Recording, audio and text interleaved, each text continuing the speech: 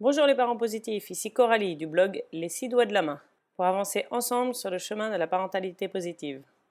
Aujourd'hui nous allons parler sentiments, ou plus exactement la négation des sentiments. C'est un sujet qui est parmi les premiers que l'on voit souvent quand on apprend la parentalité positive. En tout cas c'est une des premières choses que j'ai apprises. Alors de quoi s'agit-il ? Il s'agit de cette tendance que nous avons à nier les sentiments. C'est assez incroyable une fois qu'on s'en rend compte. Il est fort probable que certains d'entre vous soient déjà familiers avec cette notion, mais pour être sûr que tout le monde suive bien, je vais en rappeler les principes. Avant qu'on m'en ait parlé, ce n'était pas du tout évident pour moi. Et depuis, je me suis rendu compte à quel point c'était répandu. Nous avons cette tendance forte à nier les sentiments de ceux qui nous entourent. Ceux des enfants, encore plus. Qu'est-ce qu'on entend par là ? Je vais vous donner un exemple très frappant. Un jour, j'étais dans la rue et je vois un papa passer avec sa petite fille dans les bras. La petite fille devait avoir à peu près 1 an, quelque chose comme ça. Et la petite fille pleurait, pleurait, pleurait. « Mais non, c'est rien, t'inquiète pas, disait le papa pour la rassurer. Et la petite fille pleurait, pleurait. « Mais non, ça n'a aucune importance, disait le papa. » C'est une scène banale, c'est une scène qu'on voit souvent. Et pourtant, pour ceux qui ont déjà été sensibilisés à ce sujet, c'est marquant. C'est-à-dire que cette petite fille est en train de parler de sa détresse, est en train d'exprimer, je ne sais pas, sa frustration, je crois, sa tristesse. Et le papa lui répond « Ce n'est rien, ça n'a aucune importance ». C'est-à-dire qu'on lui nie complètement, comment dire, la validité de son émotion. Pourtant, une émotion n'a pas vraiment besoin d'avoir une raison pour exister. Combien de fois nous disons à nos enfants « Ah, il n'y a pas de raison de s'énerver ».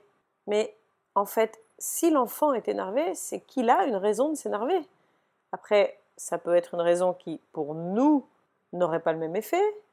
Il est possible que nous n'en comprenions pas la raison, ou même pourquoi cette raison-là aurait un tel effet sur notre enfant. Et on peut avoir envie de s'interroger sur ce mécanisme pour lui. Pour autant, si le sentiment est là, si l'émotion existe, c'est qu'il y a une raison pour lui, pour l'individu. Et nier cette raison, ou du moins nier le sentiment plutôt que la raison, c'est dire à l'enfant qu'il a tort de ressentir ce qu'il ressent. Or, l'enfant nous regarde comme un guide. Nous sommes ses parents, nous lui apprenons énormément de choses, nous l'aidons à découvrir le monde. Donc, en disant à notre enfant « tu as tort de ressentir ce que tu ressens », nous lui enseignons indirectement qu'il ne devrait pas avoir confiance en ce que son corps lui dit, en ce que son cœur lui dit. Il apprend que ce qu'il croit sentir n'est pas juste. Il ne devrait pas, il ne faudrait pas. Alors, d'une part, ça risque de ne pas l'aider. Parce que, imaginons par exemple un enfant confronté à une situation qui lui fait peur. « Maman, j'ai peur !» Non, mais il n'y a aucune raison d'avoir peur.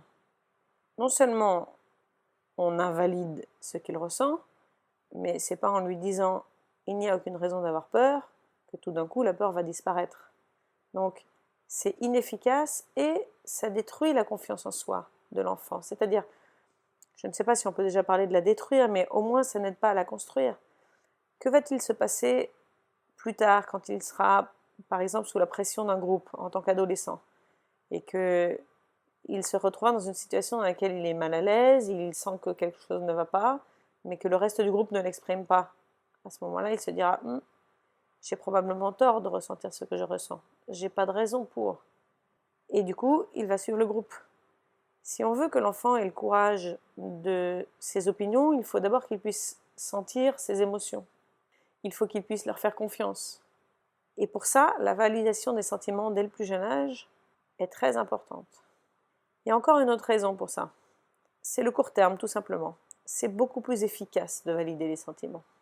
À long terme, et c'est le plus important, on lui enseigne à se connaître, à s'écouter et à se faire confiance. Mais à plus court terme, vous verrez, c'est magique.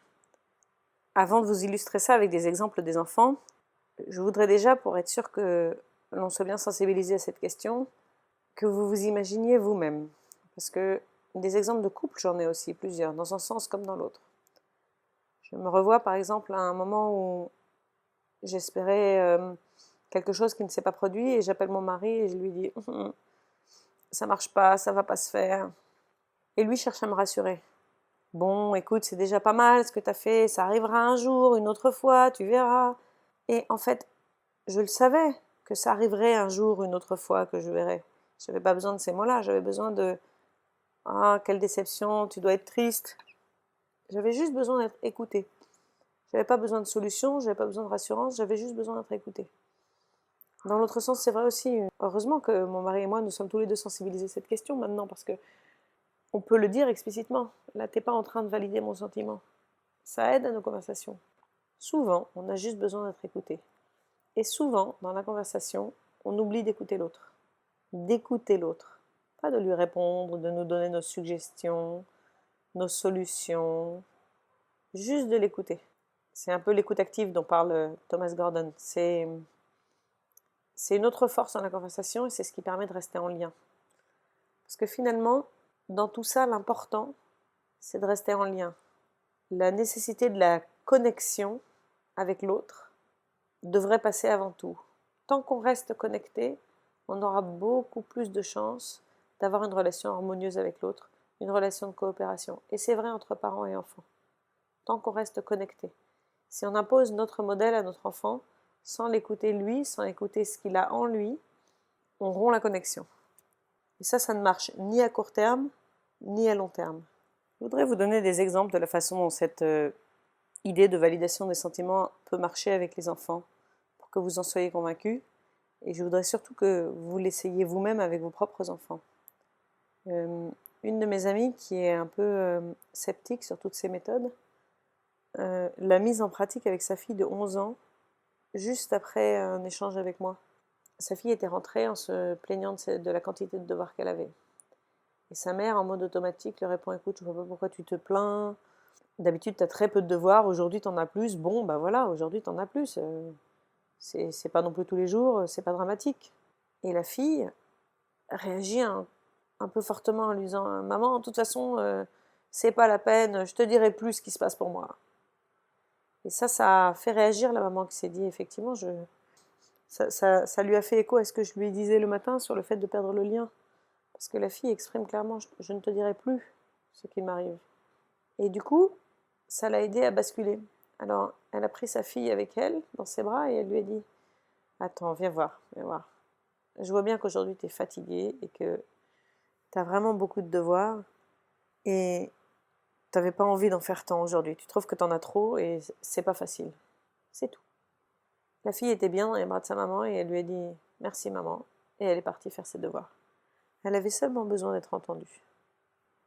Et ça marche à n'importe quel âge. Avec les petits, on le voit très bien. Le moment où ils sont en colère, leur dire « calme-toi » n'est pas efficace. Leur dire « oula, je vois que tu es en colère » peut changer les choses. Leur dire « ah oui, tu voulais vraiment ça » les aide à se calmer automatiquement. Ils se sentent de nouveau écoutés. Parce que dans la colère, il y a la raison elle-même et puis il y a le fait d'avoir ce lien qui est rompu. Et quand on leur dit qu'on les entend, qu'on les écoute, ça change tout. Ça ne veut pas dire qu'on valide leur comportement, quel qu'il soit. Il y a bien une différence entre ce qu'on ressent et les actes. Tous les sentiments sont autorisés, les actes ne le sont pas, disait le docteur Ginott. Il ne faudra pas oublier ça. Mais dans un premier temps, l'important, c'est de les écouter et de valider leurs sentiments. Et ce modèle-là, ils l'apprendront et ils l'apprendront vite.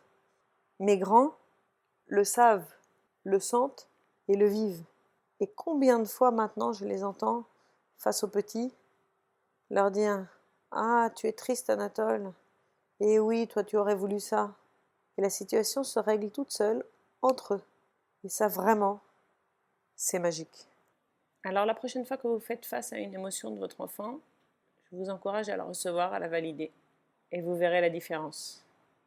Voilà, c'était ma réflexion du jour, celle qui nous aide à progresser ensemble. Si cet épisode vous a plu, n'hésitez pas à le commenter, à le partager. Et vous pouvez aussi suivre les 6 doigts de la main sur Facebook, sur Instagram, sur Twitter. À bientôt!